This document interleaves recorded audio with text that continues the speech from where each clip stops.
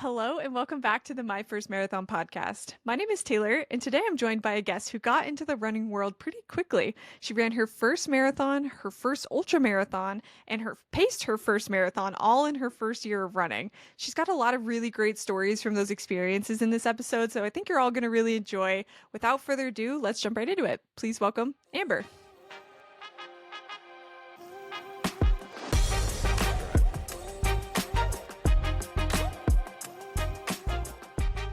Amber, thank you so much for coming on today. Really excited to hear about your story. You've had quite the last year of running, I hear. But thank Yeah, you so thanks much for for coming having on. How you me. doing? I'm very excited for this. Thank you for having me. Yeah, of course, of course. All right, cool. Well, figured we could just kind of start from the beginning. How did you get into running in the first place? Cool. So it's really vain, but I was trying to lose weight for my wedding and I Yeah, did a 5K and then I got like really into it. I was like, well, that wasn't too bad. I can do a 10K. And then at the 10K race, I saw people were continuing the race instead of turning around. And I was like, what is this? And they said, it's a half marathon. I can do a half marathon. So then I trained for the half marathon. And then one thing I wanted to do before I turned 30, because I'm 30 now, was run a marathon. So I was like, let's go big or go home. I signed up for the Chicago Marathon.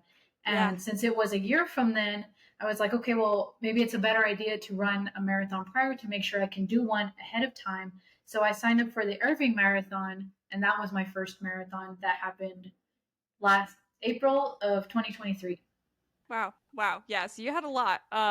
That's cool that you got into it with that original goal of, losing weight. I feel like that's a pretty common experience for a lot of people is that they're looking to maybe look a little bit better and then they get the bug and you kind of running kind of takes it I from there. got very addicted. I've been running consistently for like 2 years already. Yeah. It happens quick for sure.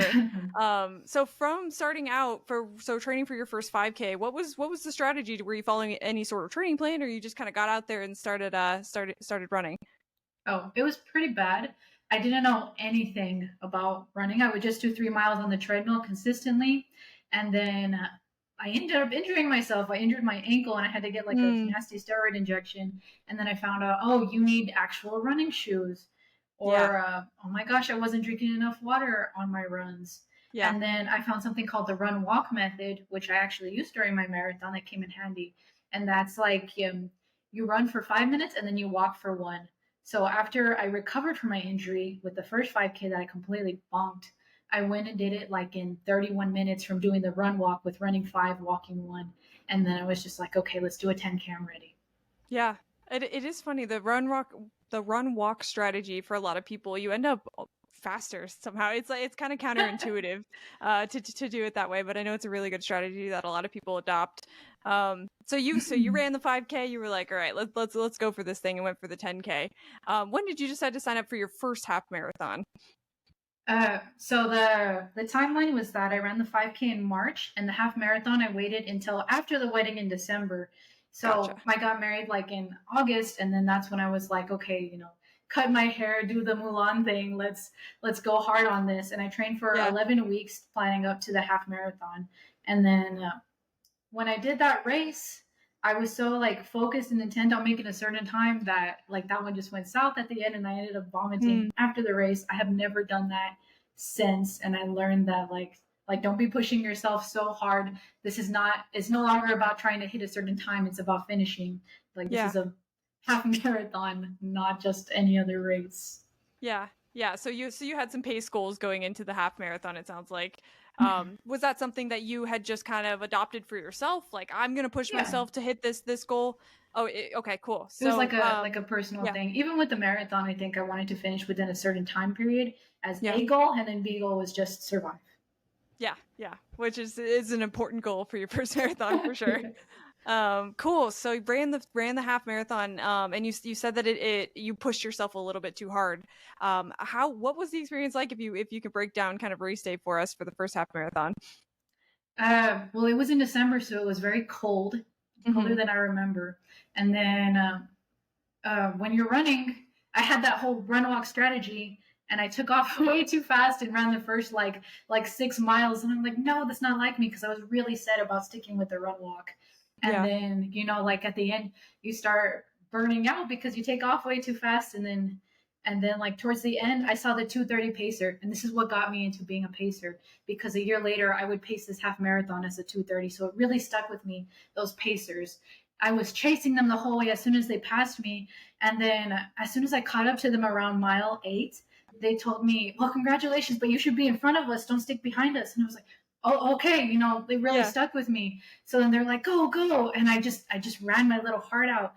And then once I crossed the finish line, it was like 2:29 something like that, and I was just so proud of myself. And then I threw up on the street.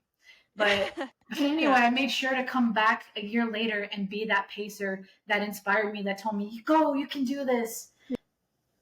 That's really cool. That's really cool that you had that experience with pacing and then you went back and did it at the exact same race for somebody else. That's a really full circle moment for sure. But I think that's a really common experience that to come out pretty too fast on your first big race, and the adrenaline's there, maybe the music's just hitting right, the spectators are there, and you just come out a little quick. But cool. So when did you decide from there to sign up for your first marathon? Cool. Well, I had prior to actually doing that December marathon, the lottery and stuff was open for the Chicago Marathon in October. Yeah. So in October, I was like, if I'm going to do a marathon, let's do a world major because I heard such wonderful things about it. So I signed up for the Chicago Marathon in October, and then I had a whole year to train for that because it wasn't until October 2023. So then I was like, okay, let's sign up for a test marathon somewhere where I can have plenty of weeks. So I think I picked one that was 18 weeks out from my half marathon. So that way it can coincide with my training. That way, when I jumped off the half, I could still keep training for the marathon. Yeah. And so December to April 1st is that time period. And I made sure to have a huge block to just build up that mileage week over week. Yeah. Yeah. Yeah, that's good. How did you decide on a training plan? Was it something that you kind of put together yourself, or did you find something from the internet, or had a coach? Where'd you find it from? So far, none of my marathons have been with a coach just because I'm very cheap. So I always stick to like internet training plans. Yeah. And then with that, I mostly focused on like the weekend mileage, the very heavy one, trying to only go up 10% every week. Yeah. And then I started joining a run group because I was like, okay, we need to start running in the mornings since it's like really hot and really cold in the afternoons. And then so during my marathon training, I joined my run group, Ohana Run Group, and I've been with them ever since because they were very serious and very dedicated, and they taught me about like, oh, you should incorporate speed workouts. Oh, you should be doing hill workouts. Oh, when you get sweaty, don't forget to take salt. And it was all this stuff Yeah. that I didn't know if I hadn't joined a run group when training for my marathon. Yeah. Yeah, that's great. I think that's a great resource for a lot of newer runners is to join a group of people who are also training for whatever goals that they have, but like you said, also have kind of a wealth of knowledge that they can pass on to you as a newer runner. How did you come across that run group? Through Instagram. So I was very involved with the Run Irving series, which is like local to the Dallas area.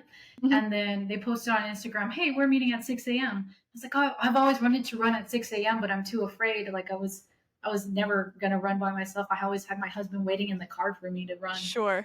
So then meeting this new group, and they were all like very inspired individuals, and we're like, yeah, we've been training for this and that, and we're doing speed workouts. And I was like, oh my goodness. But I also found this group that was very pace inclusive.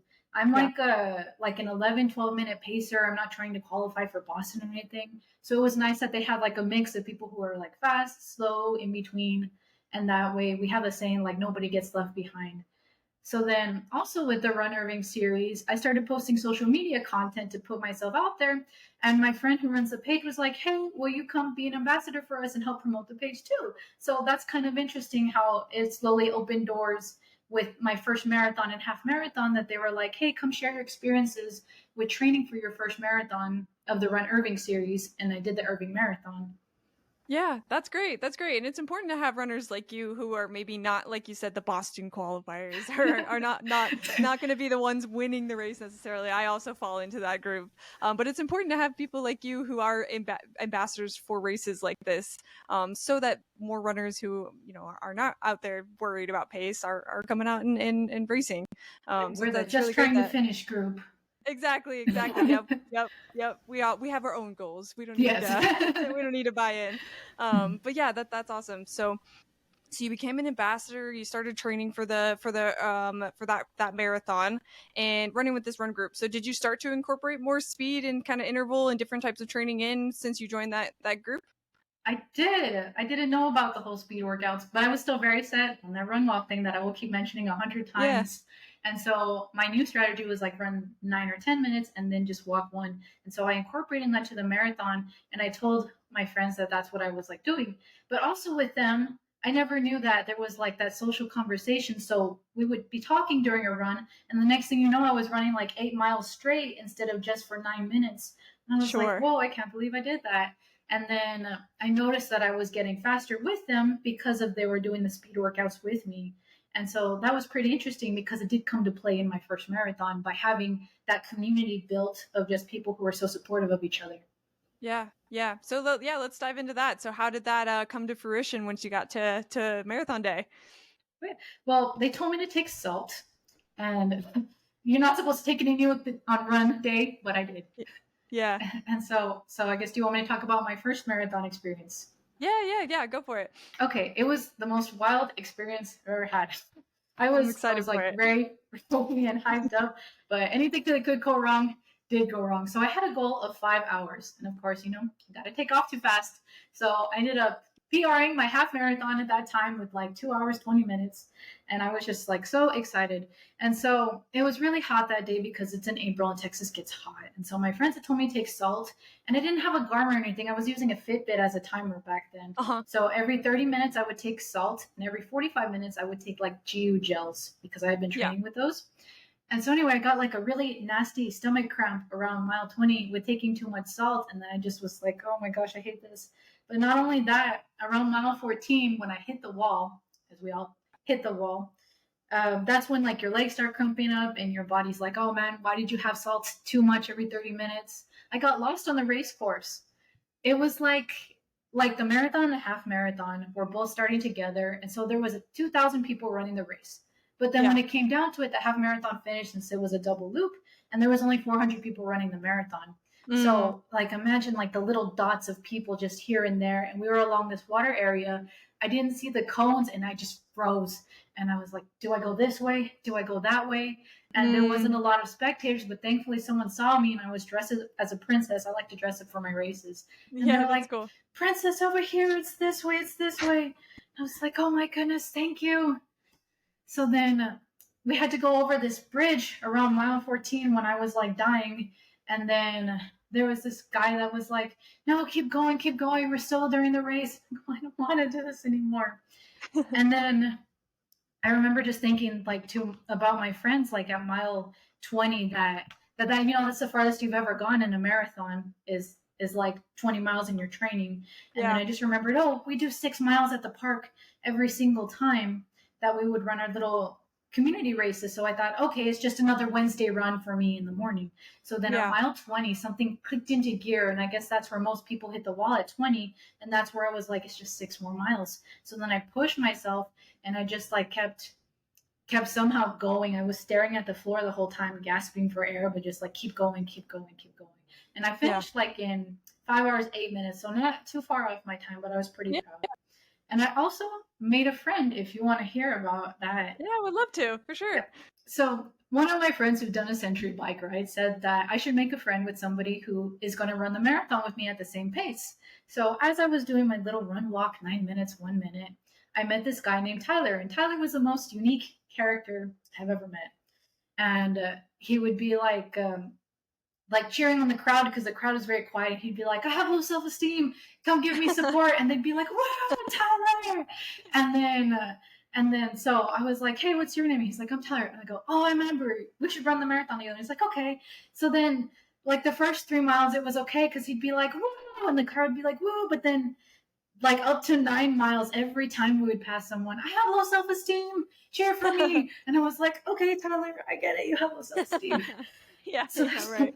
so then he was carrying like a backpack with him, and I was having like my little water belt.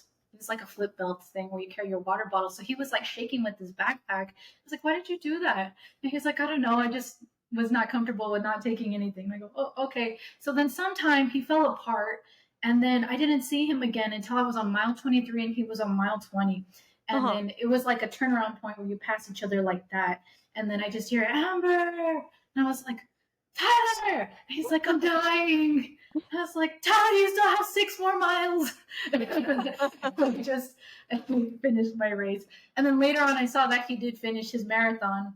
So then it's pretty crazy because he wasn't going to run. He was like, after this, I'm done with marathons. No more. I'm one and done. Yeah. And then when I started doing the Run Irving ambassadorship, I was like, I'm going to be the 5:30 pacer for the Irving Marathon this next year. And then I was like, you should do it again. He was like, I don't know, okay. But then he did sign up, and then I paced him as the 5:30 pacer Oh, a year that's later. great. So we made like a little lasting friendship from that one race. Yeah, that's awesome. That's such a great story. So I mean, he was probably a great distraction. Like you said, he was all over the crowd, getting everybody hyped up. You need somebody like that on race day for sure. Mhm. That's so great. So pacing has kind of been your full circle moment in a lot of ways. But for the actual marathon, where would you say your best miles where you were feeling the absolute best, and then where, like you said, where did you feel like you hit the wall or you struggled a little bit? Well, definitely during the half marathon portion. So, Hmm. like miles 1 through 13, I was on it, and I had like the crowd support from Tyler hyping up the crowd. And Yeah. then I just thought of my run group the whole time, and we're all together. And where I started falling apart is because it was 2 loops. And so once we had to cross the finish line and then come back in to redo it, the race, that's when like mentally you're just Yeah. not here. And then like at the mile 14, is where I for reals like cramped up my legs, and I was like, why am Yeah. I running a marathon? It was hot outside.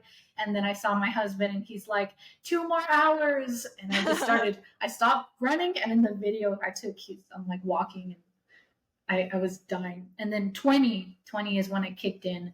And then I had a very consistent end of the race somehow. So Yeah. definitely 14 through 20 was the hardest for me. And then after 20, something snapped, and it was like, it's just a 10K. Yeah, yeah, that's great. I feel like that last six for a lot of people, like you said, your longest run a lot of times is the 20-mile run before you get into that marathon. So it's a lot of unknown. So it's cool that you were able to connect that back to a group run and say, no, this is just, I've done this before. We've ran here before. Everything's okay. And just kind of like center yourself, it sounds like. Mm-hmm. Um, so you mentioned in the beginning that you took in a lot of salt really early on. How did that impact your body and how you were feeling for the marathon? Okay. So this was the first time that I had taken salt tablets like ever, because my Uh-huh. run group was like, you should take it to prevent cramping. But they told me a week before the marathon, and I Really? didn't know that you're not supposed to do anything new for race day. I was like, oh, my body's Sure. got it. My body can take gels. And taking it every 30 minutes was not helping. I guess that your GU gels already have some kind of like sodium in it. Yeah. And then also, I wasn't doing like Gatorade. Nobody told me that I needed to replenish my electrolytes or anything. And then the one time that I grabbed like water, I accidentally grabbed pickle juice, and it was really hot, so I was like throwing it all over myself, and I threw pickle juice on my face. It Oh was my gosh. really bad. Did it burn? It Like did, throwing because Yeah, you're I would already imagine. sweating salt, and then it was more salt all over my face. Oh my gosh. So you hit kind of every obstacle in the book for for your first marathon experience. But it sounds like you like you said you ended up pretty close to your goal. So what do you think kept you focused the whole time and really pushing through all of the obstacles that you faced for the whole thing? Well, it was just like I want to get through this because I had the Chicago coming up, and this was Right. my determination that if I can do this, I can do anything. So then, just that mental state of we're doing this for a greater goal in mind, and Yeah. then I didn't know that that was going to be like the first of many marathons that I would do. I thought this was like the first one and done as well, like Tyler. You did. So you went into it thinking like this is all I've got. I'm just gonna do one, meet this personal goal, and then And then we'll hang up the Chicago shoes would from be the there. real one. Yes. Yeah, yeah, yeah. That's interesting. That I feel like that's how a lot of people feel. But like we said in the beginning, you do kind of get the bug. Short-term memory loss with marathon running for sure. You forget the Um, pain that you felt yeah, during the race. And then right. after the race, I slept for 3 days straight. My It was, gosh. it Yeah. was terrible. My husband had to physically carry me from the car to the bed because I couldn't walk. And I remember sleeping for 14 hours and then waking up to eat and then going straight to bed again. Yeah, that's very relatable. Very for your first one, especially you said it was hot, right? So especially if it was hot, that could take a lot more out of you, I would imagine, for race day. But Cool. So wow, quite the day, quite the day. When you already had Chicago on the calendar, so normally my next question is when did you think about signing up for your second one? But you had already had your second one on the calendar when you ran your first one. So what do you feel like you learned from the first time around training for your first marathon that you then maybe changed or adjusted in for your second marathon? Well, definitely the whole electrolyte salt thing. I Yeah, invested and got myself an actual running watch that was going to help me with pace. yeah. So they told me that the signal in Chicago was spotty, and so what I did was I had like a pace band around me that would tell me what time I should be at what mile. So I focused with Mm, the pace band instead because I really wanted to hit that 5 hour goal this time. And then with my watch, I set it to auto lock, which I would use as a pacer later on. So I would mark it, like I would see the lap that said like mile one, and I would like click my watch to auto lap it, to manual lap it, gotcha. sorry. Yeah, And yeah. so with that, I started focusing more on like pacing with my run since I really had that 5 hour goal in mind. And then also I stuck to the group runs because I had a really nice like community that was very supportive of me. And so with Chicago being in October, it was a lot easier to start training with the fall weather.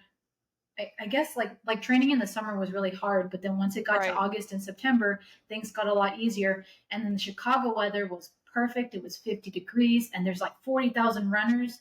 So having come from the Irving Marathon where there was 400 runners to Chicago with 40,000, the atmosphere was just so different. And because I already knew in mind that I had that distance, I could do it. It gave me that confidence boost that Chicago was going to be like not a breeze, but a lot better because I know I've done this Sure. before. I can do it again. Yeah, yeah, you felt more prepared going into it. And that's something I think for the first marathon that is really interesting is you have to go into it blind and just kind of do it to kind of work out the kinks and figure out what's working for you and what's not working for you. And like you proved, every marathon's a little bit different, so there's a little bit of flexibility that you have to have because nothing's going to go exactly as you plan it. Mhm. But for your second time around through training, did you do a 20-mile run as well for like as your final long run before you started tapering and all of that?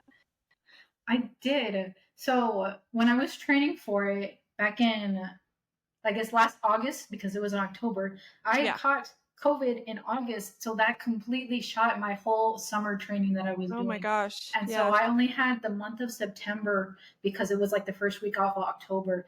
And I was doing half marathons very actively, so I never stopped running after my first marathon. I tried to keep at least that steady base, Right. and then in September, nobody else was training for a fall race for whatever reason, except for one friend who was doing like a 50 miler. So me and him would wake up like at 6 in the morning, and in Dallas we have this beautiful lake that's a 9 mile loop. So we would Mm. go loop it multiple times during the training session. So I did do the 18 1 week and then the week after 20. And then I tapered for 2 weeks for that. But it was a lot better on my body and better mentally because like the first time I ran 20 miles, I was like, I can't believe it. I'm so tired. I want to throw up. And the second time you do that 20-mile run, it's like, okay, I can do this. I've done this before. My legs will recover hopefully after Yeah. a night's rest. Yeah. Yeah. Yeah. But You have a little bit more yeah, confidence. and it helped with the consistency without stopping. To just keep having steady runs throughout the summer, like not stopping altogether. Sure. Yeah, because as soon as you stop, you got to start all the way over. Nobody wants to do that. You have a So it's base. yeah, yeah, exactly, exactly. So that a question I get asked pretty often is about taper periods and kind of the strategy for taper periods. So did you do like a 3 week taper, 2 week, 1 week? What was the strategy for both marathons in terms of a taper? In both, I did a 2 week taper. So after I Mhm. hit the 20, I did like 15, and then they say no more than 10 miles. So normally I always had a race that weekend. So I did like a 10K, which is 6 miles, and then just 4 miles on the side. So Mhm. nothing crazy and not trying to PR during that taper week, even though Yeah. you might be tempted to during a 10K. Don't try and PR. Yeah, yeah, definitely important to take it easy during that time. Give your body a chance to rest so that you're 100% going into race day. Totally. What about nutrition? Were you doing anything specific for nutrition the week leading up to your second marathon, and like a carb load or anything like that? Oh yes. The whole of Chicago, I was eating pasta like every single Friday and then running heavy Yeah. miles on Saturday. And so with leading up to the marathon with like the actual marathon, 3 days before, I would make sure to carb load and then drink like a whole bottle of water, like something like this. Yeah. And then drink your electrolytes because you're going to be sweating a lot. So I really pushed with the Gatorade at least like 3 days before. And then because the week of Chicago, I was really nervous the morning of, and like I train with eating like bagels or peanut butter jelly sandwiches, but then the Yeah. morning of the race, I was just so nervous and like shaking. I ate like 2 bites of my bagel, and I was like, I said, I can't stomach it. But because Yeah. I had that 3 days of eating straight pasta, I at least had food in my stomach, and that didn't make me nauseous during my run. So Yeah. I guess in terms of training, make sure that you're eating like a hearty dinner prior. And then in the morning, my personal rule is if I'm going to be doing more than 10 miles, I eat like a very heavy, not heavy breakfast, but like either oatmeal or a bagel or a peanut butter and jelly sandwich the morning of, like at least 2 hours before. If I'm Yeah. doing anything less than 10 miles, I just do like an applesauce or a granola bar. Yeah, I think that's a really good way to look at it. That makes it easy. If you're gonna 10 plus, you got to do a little bit more, have a little bit more sustenance in you. 10 and anything less than 10, you can maybe take it a little easier. But yeah, it's all personal preference. So I would also say just trial and error. During that's what your training runs are for. So it's a good time to test things out for sure. Mm. Um, cool. So you said I want to talk about Chicago because I love talking about world majors. So you said the night before you were feeling pretty nervous. How did you feel on race morning? Oh, race morning. I was doing it with a charity, so we had a breakfast together. And normally, I had been training with bagels and peanut butter and jelly up to this point, so they had a little bagel bar, and I just was like not able to eat. I had 2 bites of my bagel, and I was like, I can't do this anymore. And I was Yeah. surrounded by people too who were also in that charity because I was running for St. Jude, and they were just talking about, oh, this is my 20th marathon. Oh, we're just here. And I was like, okay.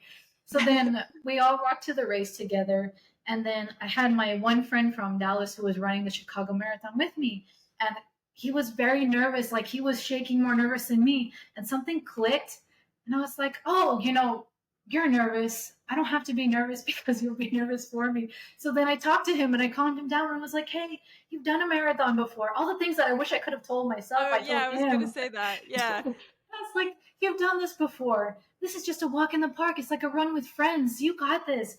And then he was like, okay, you're sure? Yeah, you're gonna be fine. And somehow pep talking him calmed me down. And then Yeah. I had that 5 hour goal during Chicago, and it was just way different the environments than my first marathon where there were like so little crowd support. Chicago had people cheering the entire way, and I saw my family like multiple times on the course where they were like cheering me on. And then there was like something about Chicago where I was very set on the 5 hour PR, and I told myself it's P or PR. So I went straight, and I don't know. It just felt so much different having everybody cheer your name, and I wrote my name Yeah. on my shirt so they'd be like, "Go number woo!" Like complete strangers, and that gave me like an ego boost, and I was like, "I can do this." I hardly listened to music because people were partying the whole way. It was like Yeah. like a giant celebration, and then that caused me not to stop. Like there wasn't a wall in this one. I just felt mentally good and very like happy, and I had 3 days of pasta on me, not nauseous at all. That helps. Yeah. So I ended up finishing 3 minutes before the 5 hour mark, and I was like so very proud of that. Nice. Nice. That's great. So yeah, the I'm sure the environment is just insane. You probably can't even have headphones in at that point. You just want to absorb all of the energy that's around you, right? Um If you can so do a world major, yeah. definitely recommend them. They're so much fun and so much Yeah. energy. Yeah. Have you is Chicago the only world major you've ran so far? Yes. What's like your bucket list world major, would you say? Um, I don't know. I guess I was trying to do New York, but then like I saw that it's really hard to get in with the lottery, and I was Right. very like being dead set on Chicago. Like my life is complete. And it may be like Yeah. 10 years from now before I really get serious about the world majors, but I'd like to do New York. Yeah, yeah, that would be really cool. So for Chicago, You said that you ran it with a charity. I know that's something that a lot of people are also interested in. Do you mind just kind of talking about how you got involved with the charity, what the application process was like, what training with them was like, all of that? Wait, so with the world majors, there are like three ways to get in. There's the charity, there's you being really fast, or there's the lottery system. So I Yeah. didn't make the lottery, but I knew I was dead set on having Chicago as my official marathon because like it's just so big. So then with that, I looked up a list of charities that support Chicago Marathon through their website, and then one of them happened to be St. Jude. So because after it was a lottery deadline, the little price went up to raise by like $200. So in total, I had to raise $1,750. But if you think about it, you're raising that for a good cause, and then it's over a year that you Right. have. So then you have, or I had the whole year to raise the money for the charity. And so I was really passionate about St. Jude because it's a great cause that they're trying to end cancer within children. And Hmm. then not only that, but they had support throughout. Like they gave me a team jersey that said St. Jude Hero. And then during the race day weekend, they had support for you during the Chicago Marathon, which if you're doing it by yourself, you don't really have that. So Right. like on the weekend they had an event for pasta where they had like a tent that we could join, and then in the morning of the race they provided like the bagels for us and said that we were welcome to come back to them for lunch. So there were perks with running with the charity other than you just like raising money for it. They kind of gave back to you as well with that support system. Yeah.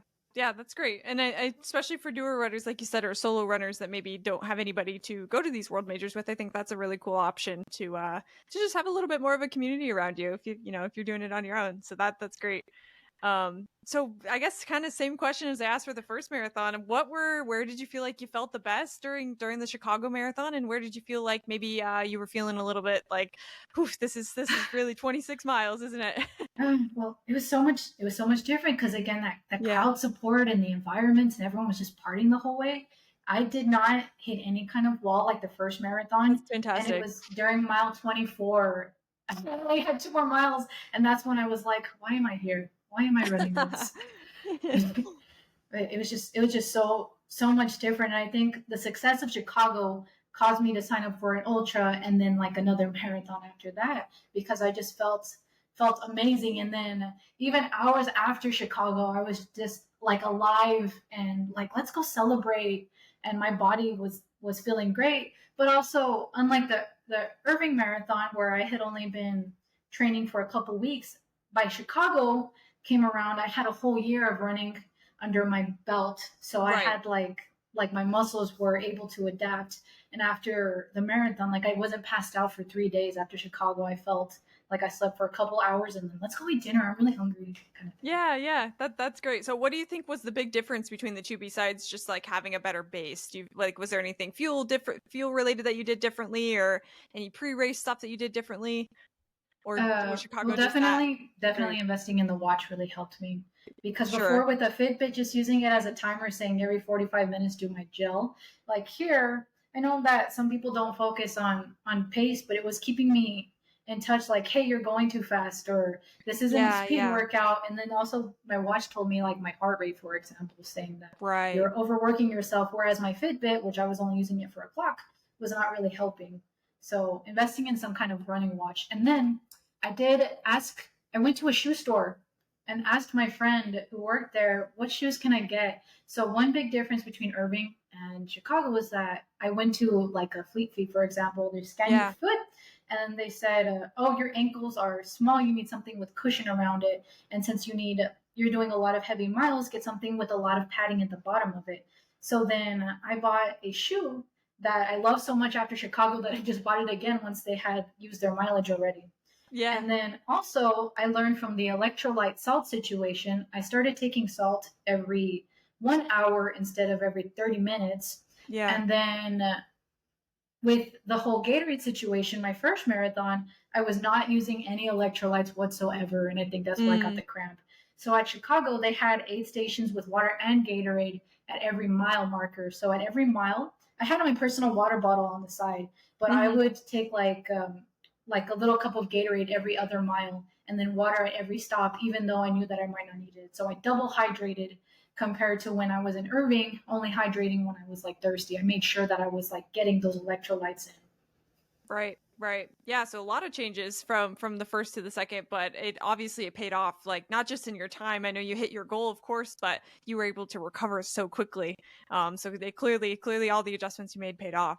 Yeah, Um, it was way cool. more of a So success. yeah, and like you said, you just feel much better about it. Like, man, I feel strong after this. It didn't just take 110% out of me. I can actually like function as a person after this thing, which is obviously a good feeling. Um, Cool. So then from there, you said you decided to sign up for an ultra. Where did that dream come from after Chicago? So Chicago was supposed to be the last marathon that I ever did.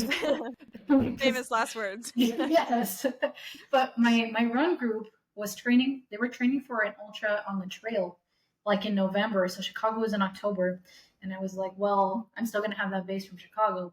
So to make that long story short, I DNF'd the 50K and I stopped at mile 20 because it was on the trail, and trail running is Mm, so much more different than marathon street running. And right. then from that, I was like, no, I can do this. I know I can do this. So I gave myself time and signed up for an ultra in February. I did the Cowtown Ultra, which is on the street instead of the trail. And so with Cowtown, that was like 3 months ago. And with that experience, it's like you've already done a marathon, so it's just six more past the marathon. So the same mentality of once you hit that 20, it's just a 10K. Once you hit that 26, it's just another 10K. Right. But the Cowtown Ultra was rough because it was really hot outside, and even Mm, though I had like my I think I did a flip belt. That's another thing you want to learn is how are you going to carry your water? Because it's important when you carry your water, especially Texas is really hot. I would right. carry my stuff in a belt versus a vest. And when I paced the Irving Marathon back in March 30th, I did a running vest, and that worked a lot better because you have more water to carry on your back in case the aid stations run out. Like during the Irving Marathon, this past Right. recent time, they ran out of water and we were rinsing cups off the floor. Oh my Like they ran gosh. out of little cups and it was just too hot outside. Right, right. Yeah, that I'm glad that you said that. I made this point on a previous episode a couple of episodes ago, but I like that there's a couple of you runners that are coming on and talking about wearing a vest, because that for some reason was a stigma when I ran my first marathon, about like, oh, I don't want to look like I like the elite runners that are looking to win the whole thing. They're not wearing their vests, but there's some stigma around it for people who are more kind of in the average to the back of the pack. But I agree with you. I think having it on your back, especially if you live in a hotter climate, it gives you a little bit more control, and it doesn't force you to rely on the aid stations. That's pretty wild that they ran out of water. You'd think that wouldn't happen. Yeah, and then like cups during the marathon. Probably because people were taking it too many. But since Yeah, during the Irving Marathon I was the 5 hour 30 pacer, we were yeah, like way in the back. I think there was like an 8 hour cutoff time, and by then like all the fast people have finished, and we're the people who are just like, come on, let's do this together, let's yeah, go, let's get done. yeah. So for you said that you attempted an ultra marathon right after, and it didn't quite go the way that you wanted to. What do you feel like happened on that race day? You said it was a trail, right? So different than what you were used to, but what do you think happened on that one? Oh, I got nauseous really bad. So I remember mentioning that I threw up after my first half marathon, Yeah, and I haven't done yeah, it since. Well, I threw up during my ultra. So during the ultra and the trail running, you really need that water because you're going a very far distance and there's not yeah, a lot of aid stations. You're like in the right. forest by yourselves. And so we attempted this thing as a group called Dino Valley, which is like 2 hours from Dallas. And to me, it was like a really rough course. On the trail we were like hiking up and down mountains like this, and so they had little loops of 10. So after the first loop of 10 I felt great, but then you're also fueling differently. So like during my marathon I was eating gels, but during trail races you have to be eating actual food because you're on your feet for Sure, a longer time. sure. So I had like an orange and a cookie and a peanut butter and jelly sandwich, stuff that I would never eat like during my run, but I was like, no, Yeah, because I need to be eating because it's already been 5 hours since I've been on my feet and I'm still not done with the 50K, which is yeah. 31 miles. And so we were doing a particularly steep climb up like a mountain, and then I just felt so nauseous. I wasn't eating my gels because it hurt. I wasn't drinking water anymore. And then I cracked at mile 20 and I told my friend, like, I can't do this anymore. You can't make me go out there another 10 miles. We've been running for 6 hours and we still have 10 more miles for me to finish That's that trail insane. ultra. So then that's when I called it for myself and I made the decision that I'm not going to put myself through another 10 miles. I'll live to see another day. And I did Yeah. live to see another day. I signed up for a road ultra, which went a lot better personally. Yeah. Trail running is not for the weak. I like it is not. I haven't ran a marathon distance or an ultra distance for a trail run, but I did run a half marathon, and I still think that half marathon on the trail was harder than my full marathon on the pavement. It's like it's an absolute different beast. And 6 hours to run 20 miles, it's just a long time to be on your feet too. That you're maybe not used to if you've been running on the pavement. So that makes total sense to me that you would not be feeling so hot, But I'm especially a so month proud after of your like the marathon. rest of my members in my run group did finish within like 9 and 10 hours. So I was like super Yeah, proud of them. But with me, I was yeah, like, I can do another ultra another day. yeah. That's a great mindset to have. So what ended up being so successful about the next one? You obviously it was on the pavement, so I'm sure that helped. But what led to the success on your ultra marathon? So with this one, I had a friend with me. I have a friend named Josh. He's crazy. He did this thing 26 miles every 20 for 26 days. He just Oh finished that this past wow. month. So I had a great friend who was like super into running marathons. And because I had paced him during his first 100K, he was like, let me pace you the whole time during your ultra marathon. So during my ultra, it was really hot. And I had learned from a trail run that when I start to feel nauseous, I took these things called ginger chews, which are like candy. It's hard candy that you Mm, suck. And that yeah. helped with my nausea. So when I felt like throwing up like at mile 12, for example, where I started falling apart during the ultra, I took a ginger chew and it helped a lot better. But Mm, really running with my friend made a huge difference than just running by myself because like the previous or like the Irving Marathon, for example, you have the half starting with the full and then in the Cowtown that I ran, it was the half with the ultra and the marathoners, and then once the marathoners break off from the ultra marathoners, there's only like the handful of people who are really like challenging themselves and pushing themselves. mm, sure. So I remember I hit the marathon mark and like miles, let me see, miles 19 through 24 were the ultra split and it was in complete sunlight and it was like 75 degrees outside and I was dying. And at mile 26, when we hit the marathon, my friend was like, we just did a marathon. And in my video, I was like, oh. And then he was like a mile 20, 27, I stopped eating my gels because that nausea was just really getting to me. But I had been hydrating and taking my electrolytes the whole time. And he was like, you're just 3 more Yeah. miles. The finish line is like right there. You don't need to be eating anymore if you feel like it's upsetting your stomach because you had already built up hours prior. So I was like, okay. And then, hold on, 29, 30, 31, 20, at mile 28, he got me to just run the last 3 miles without stopping during the ultra, and we started passing people up who were like really exhausted, and that's because we were just trying to push myself to get through. But this whole time, my friend was just a cheerleader. He was like cheering at the crowds. My friend is running her first ultra, and then we'd be like, "Woo!" Like crowd Yeah. support from Chicago, like it reminded me of that. So I had that crowd Yeah. support going on with my friend just being my cheerleader, and he lost his voice at the end of the race. That's a good friend. Yeah, that seems to be a theme with you is that you have a good support team around you and you have friends that'll be your hype man and really get you through the thing. I think that's really important, especially for early on or I mean any point in your Yeah, running career, but having especially that early on. that run group that I joined my first marathon, and then throughout we just built that closer friendship. Where now I had Yeah. people running the race with me. It really Yeah. really helped me. That's awesome. I love that a lot. So I want to talk about your pacing experience too, since I think that's something that's pretty unique to have. Pacing the Irving Marathon after that was my very first marathon was a very like surreal experience for me because the cycle just went in full circle with being Sure. and so with being a pacer, I picked a time that I could be comfortable running. So my marathon PR was 4 hours and 50 something minutes. So I picked the 5 hour 30 time because I knew that, okay, I've been on my feet for 5 hours and 30 minutes on the trails. So I know what that's like. And my PR is at the 5 hour mark. If I fall apart, I still have like 30 minutes. So with that, you're holding up the little sticks that say 5 hour whatever time. And I made changes that I've learned from my past marathons to be the pacer. Instead of that running belt that I carried for my ultra with just a water bottle, I said it's hot. During Cowtown, my problem was I ran out of water too quickly. So I Mm, carried that running vest that I had with like 1.5 liters of water on my back at all times.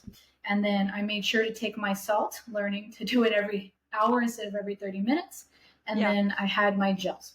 So with the pacing strategy, it's like a 12-minute, 30-minute pace for the 5 hour 30 mark.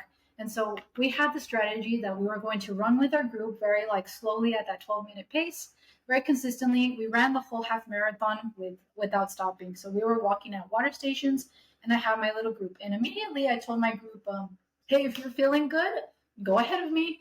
And if we catch up to you, then we'll let you know. But like try and stay ahead of us as much as you can because we'll always be Yeah. there. We'll always be there at the consistent time.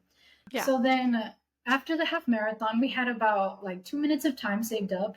And it's important as a pacer to kind of have a little block in case you need to like go to the restroom or you're having like leg cramps during the race. Mm, yeah. And Yeah. so with that, I had a pacing buddy, and she wasn't carrying a water bottle with her, and so she was only using the aid station water bottles. And as I've mentioned previously, they ran out of water at one of the aid Yeah. stations, and they also ran out of cups, so we were rinsing our cups. So my poor pacing buddy accidentally grabbed pickle juice, and she immediately was like this is horrible, Oh and my gosh, that she seems to didn't be a take thing with water. Irving. They need to label your cups for for pickle juice. they had two separate tables. It's kind of like during Chicago they had Gatorade first and then water. So here they had water Yeah. first and then pickle juice, and she grabbed the Interesting. pickle Yeah. juice. But I learned to know, and I was like, Yeah. don't pickle juice on your face. Yeah. I'm sure it helps some people with cramping, but it's not for me. Sure. So anyway, my pacing partner fell apart at mile 14, and we started doing a run walk method where back in my first marathon I was run walking as well. But here we were running for 1 minute and then walking for 30 seconds. And so when she just got really hot because it was hot, and a lot of the pacers actually dropped out that I found them later after the race because Oh of the wow. heat.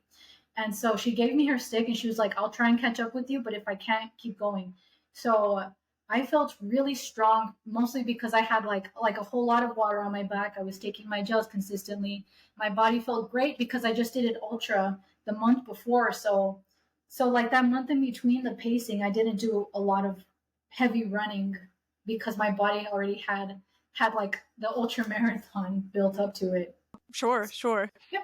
So then with the run walk, we needed to build up the time because we had lost our time and we were falling behind the 5 hour 30-minute mark, and I had that pace band with me. So then with the run walk I started to run a little faster, and to keep that 12-minute 30-second I would run like a 10-minute pace pretty quickly, and then I would have that 30 seconds where I absolutely was like slow turtle walking. Mm, And then gotcha. I started to build up a group like at mile 20 who were following me, and they were like, how close are you to your time? And I would be like, oh, I'm 2 minutes off of my time or ahead of my time, you're good. So it was really great for them because then they would run walk with me. And then towards the end I had that little like 1.5 minute bubble where I was just walking the last end of the race because I was so much ahead of my time. And I Yeah. checked my watch and the pace band, and that was just like the greatest feeling because I would see people would look at my sign and be like, is that the time? And be like, yeah, you can do it, I'm 2 minutes ahead, go go go. And then they Yeah. would like Yeah. sprint to the finish line. So being a pacer for the Irving Marathon was like the most rewarding thing I've ever done, and I'm glad that that is like my last marathon that I'm doing for a while. I'm taking a break from marathons right now. Sure. Yeah, Sure. four in 1 year is a little too much. Oh my gosh, yeah, that's insane. I mean, I'm thinking about doing 3 this year, so I'm like obviously comparing myself, but 3 is a lot for me. So 4 plus pacing for the first time, like all the kudos to you. That's amazing. But what do you feel like you learned being a pacer versus just being, a runner on the course? Um, there's a lot more pressure, I feel like, being a pacer because you have other people relying on you to keep that Right. time. You're like a human clock. Yeah. And then with that, it's better, or it's good that I did marathons prior because now I know I've done a marathon. This isn't the first time that I do it. And then that pressure of I can't fall apart, people are needing me. Versus also, I'm not trying to PR. I picked a time where I knew that I would be comfortable running, and even if I fell apart, I could still finish the race in 5 hours 30 minutes. Because Yeah. during the ultra, even I finished the marathon like in 5 hours 10 minutes, that marathon portion. So there wasn't that pressure to PR. Like everyone always has a goal time. It was like you are the goal time. Yeah. So, but it went really well being a pacer. Yeah, that is a lot of pressure though to have people relying on you. But like you said, I'm sure it was just an incredibly rewarding experience to have people that were depending on you and that you got to support them through potentially their first marathon, which is really cool and really full circle. Oh yeah, and then my friend Tyler, who ran the first marathon with Yeah, me, he came back yeah, and he PR'd during that marathon. that's It was so amazing. rewarding. Yeah, that's amazing. Amazing. I love that. Cool. So what would you say, like, if somebody was thinking about running their first marathon, what advice would you give somebody like that based on your experience? It's pretty cool to follow the pacers because we are here to help you reach your goal. So try and pick a pace that you're comfortable with, and also have an ABC goal. Have like okay, I want to finish in 5 hours. What happens if you don't? Don't beat yourself up. You finish in 5 hour 30, and then what happens if you don't after that? Your goal is just to finish. You know, and then just because you're running super fast during your race, it's always different on race day. So try to have like a strategy. And then I can't say enough about the whole run walking thing. It really works Yeah. out for me with either running 1 minute and then walking 30 seconds, or like my first marathon, I ran 9 minutes and then walked 1 minute. Yeah, I think that's great advice for sure. The run walk strategy is a it's I feel like pretty well known, but I think more people definitely in the beginning could adopt it for sure, especially to build a good base. So yeah, I like that a lot. This is something I'll give kind of the disclaimer I always give that running each journey is very individual. Do a lot of trial and error, but for you, what was your go to gel that you really liked or fuel that you really liked throughout your training? Wait, I had three. I was using this gel called UCAN primarily because it Okay, lasts yeah. for an hour to an hour and 15 minutes. But they changed their recipe back in January and it started upsetting my stomach. Mm, So be careful again with the trial and error. And yeah, then my secondary go to gel is Huma because it has like it's very natural. I think it's like chia seeds or yeah, something. So they yeah. have like whole flavors like raspberry. And then my third alternative, if I'm absolutely desperate, is GU because I took GU during my first marathon. I had been training for it. I spit it out all over myself. So, and then what else? At some points during my trail run, I have actually eaten like trail mix. That's helpful. If they have orange slices during the race, I don't mind like eating an orange slice because it's really refreshing. Yeah. And then with the Gatorades, just be careful. Don't buy like the straight Gatorade bottles. Buy like Gatorade powder.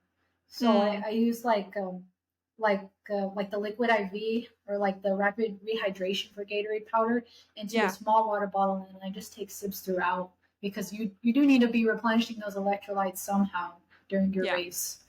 Yeah. Yeah. Cool. Cool. And then for shoes, so you said that you're between your first marathon and second, you switched up your shoes and that helped a lot. What shoes have been your favorite throughout? What are you currently using? Yeah. Yeah. What are your favorites for shoes? So I like the Brooks Glycerin because they have a lot of cushion at the very bottom of it. Yeah. And at the shoe store, they told me that my ankles are really tiny, and so I needed padding around it. So I got shoes that were purposely going to be comfortable to last 5 hours the whole race for me. Because before I was just focused on like speed. There's no need for me to be wearing like a carbon fiber or fast foot if I'm going to Sure. be on the course for like 5 to 6 hours. Sure. Sure. Yeah, I'm a big fan of the glycerins too. Those are definitely my favorite. Have you been a Brooks girl throughout training? All of your shoes have been Brooks so far? No, actually, when I'm trying to do speed work, I use Saucony because Oh, Saucony cool. has Yeah. this little I like thing in the Saucony too. front where you run and then you can push off like that front. Yeah. So when I'm trying to PR my 5K time, or 10K time, I do Saucony. But when I'm like doing a comfortable every day or like a 20-mile run, I do the Brooks because they're just comfortable to ride. Yeah. Yeah. Cool. Cool. And then last couple questions, honestly, are just what's coming up next for you? I know you said you're taking a break from marathons. Is there anything that you're currently training for right now? Uh, Actually, no, I really don't take it. Probably a I little bit of a force relief. my, yeah, because the whole last year cycle with me running 3 marathons, an ultra, and an ultra attempt. Like I felt Yeah, like my body just needs a break. So I'm still totally. running very consistently to try and keep a base up. But so far, I haven't signed up for anything. It's weird. So now I'm just running for fun and preaching to others that it's okay to run for fun as well. You don't always have to be training. And then it's pretty ironic because I posted a video about myself, like about like, oh, I'm not trying to PR. I PR'd my 5K like 2 days after I posted that video. Just because I was like, I felt good. My body feels good Yeah. after the ultra, and I still want to keep that up. Yeah. Yeah. I think as long as you're like, I don't think it's so black and white, or it doesn't have to be so black and white with like, I'm training for something or I'm not training for something. Like you said, if you have a good Yeah. base, you can just kind of sign up for whatever race seems fun at the Yeah. time. So And the thing is, like, I think it's great. I love running so much. Like it's so freeing. For example, the opportunities that I get. I once paced Yeah. my friend 20 miles on his 100 miler, and I remember I was running with him at 3 in the morning in the middle of the forest, and like Wow. you're just staring at the stars, at the sky because there's no lights. You're in the middle of the woods, and just that's Right. so surreal to be with my friend at 4 in the morning, 3 in the morning, running trails with him. Or like we ran the skyline, for example, at 8 p.m. with all the lights flickering on, and that's just stuff that like when it gives you that feeling. We also ran a Strava map that was like the shape of Texas. So fun Oh, things cool. like that outside of racing that you just get to like live life as a runner. It's so Yeah. enjoyable. I love that. I love that. Yeah. You finding a purpose beyond just the race day. I think that's pretty cool. Awesome. Well, last question for you is just where can we find you? Where can we follow along with you and see what you have going on? Yeah, my Instagram is simply underscore Amberina. So Perfect. even though my name is Amber, my husband calls me Amberina. So that's Oh, I my love whole that. profile. Love that. I love that. Cool. And I'll put it in the show notes too so people can follow you. But Oh, thanks. I make a um lot of like silly content mostly, I love your and content. Yeah, I thank love you that. I so saw one much. that you posted recently that was talking about like, oh, I'm never gonna sign up for another marathon, and then you immediately signed up for one. Hilarious. Super Thank you relatable. so much. I appreciate it. Yeah, of course, of course. And I appreciate you coming on and telling your story today. You've had quite the last year running. It's been fun, kind of hearing about your journey along the way, everything that you've learned. And I'm looking forward to seeing what cool stuff is coming up next for you. So thank you again for coming on and talking to me today. Great. Well, thank you so much for having me. I really appreciate it. Yeah, yeah, of course. All Yay. right, I'll talk to you soon. Yes. Appreciate it. Have a good day. Bye. Bye.